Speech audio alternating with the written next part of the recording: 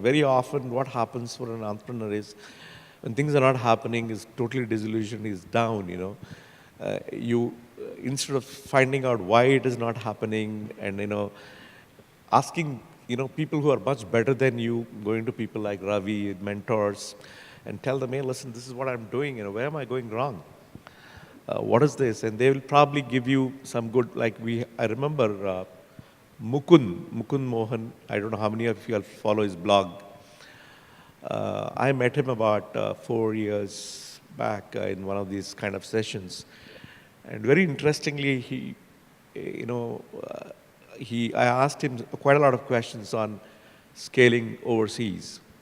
And his fundamental thing, which he said for enterprise business, he said, listen, Shastri, your cost of sale is 60%, so be prepared for that. These enterprise sales guys cost a bomb. Once you're ready, you go thing. And that's actually turned out to be very true now, since we have scaled, we have office in UK, other places. But then that capability to think, there are some things which we don't know. We think that, we've been successful here, why can't we do?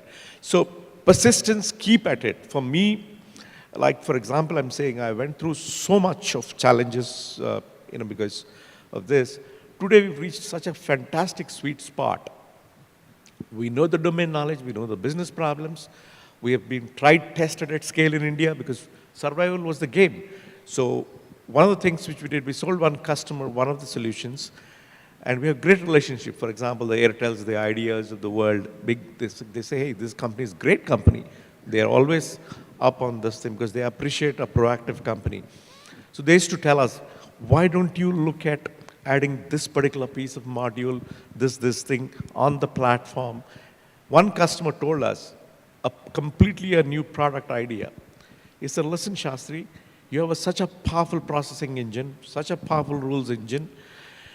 Why don't you, do you know that there is no pre-audit solution in the world for bill pre-audit? It's all manual. I said, yeah, fine, but then I don't have the bandwidth to build another product, another this thing.